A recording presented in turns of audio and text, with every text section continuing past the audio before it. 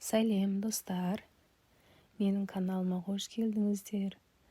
Сіздермен осындай қытырлеп тұратын нағыз қытырлақ вафлидің рецептісімен бөлісемін. Ол үшін видеоны соңына дейін қарап, каналыма тіркеліп қойыңыздар.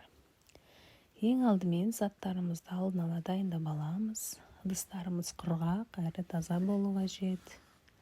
Алдын ала ұнды електен өткізіп алдым. 4 жұмыртқамыз қажет, еріген сары майымыз және де осындай 1 стақан қантымыз қажет. Алдымен таза ыдысымызды, құрғақ ыдысымызды алып аламыз. 4 жұмыртқамызды салып, үстінен 1 стақан қантымызды құйып, қанты ерігенше араластырып аламыз. Бұл жерде 5-10 минуттай араластырып отыру қажет. Қантымыз ұзағынан ериді. Егер сіздерде венчик болмаса, шанышқымен де араластыруға болады.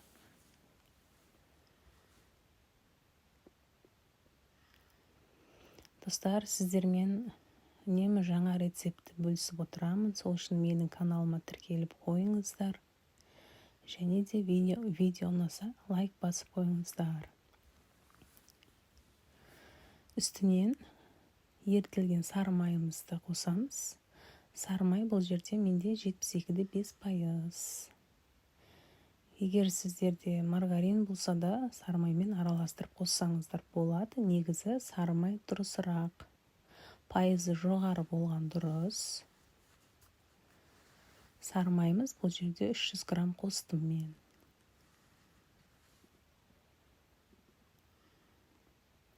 Сары майымызды әбден араластырып алу қажет.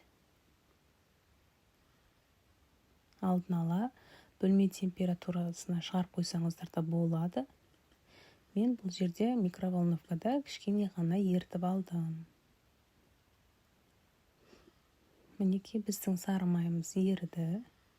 Енді үстінен електен өткізілген алдын ала дайындап қойған ұнымызды аз-аздан сала отырып араластырамыз. Менде осы стақанның көлемімен 2 стақан ұн қостым. Осы ұн маған жеткілікті. Сіздерге мінеки арнайы стаканды көрсетіп отырмын. Мен өйткені грамын өлшеген жоқпын ұнның. 2 стақан ұн салдым. Мінеки біздің ұнымызды осылай араластырып отырамыз. Үстінен тағы да кішкене ұн қосамыз. Ұнымызды бірден салып жібермейміз. Аз-аздан сала отырып осылай асықпай араластырып отырған жөн. Арасында түйіршік қалмау керек. Бір қалыпты барлығы араластырып отыру қажет. Мінекей осынша ұн бізге жетеді. Мен алдын ала ыдысымызға 2 стақан ұнымызды електен өткізіп алып, осылай дайындап алдым. Мінекей біздің араластырған ұнымыз осындай масса болып шығады. Біздің массамыз дайын. Енді бұны шетке алып қоямыз. Енді ыдысымызды алдын ала қатты қыздырып аламыз. Қатты қыздырып қою қажет, қыздар. Менде бұл енемнің қанша жылдан бері пайдаланып келе жатқан вафельницасы. 40-50 жыл болды ма? Сол себепті де түрі осындай. Бұны қатты қыздырып алдым. Сосын кішкене ғана сұйық маймен алдын ала майлап алдым, жабыспас үшін. Бір рет қана майлаймыз, одан кейінгісін майламаймыз. Сосын 2 ас қасық тестамыздан құйып отырдым.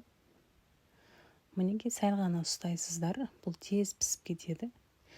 5 минутқа да жетпейді, 2-3 минуттан ұстап отырасыздар. Осылай тез қызарып шығады. Және де ыстық күйінде алып,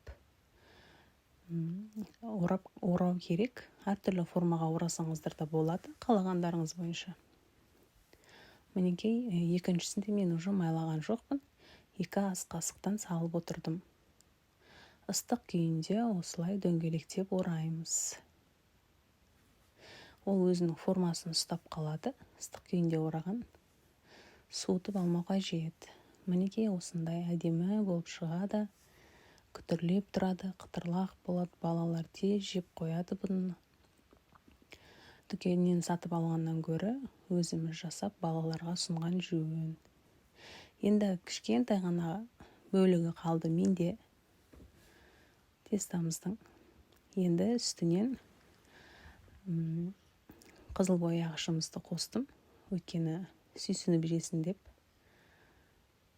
Аздап қана қызыл бояғышты қосып, араластырып, 1,5 ас қасықтан салдым. Мінекей.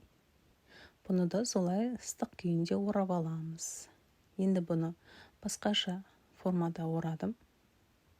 Сән берсін деп. Мінекей осылай орасаңыздар да болады.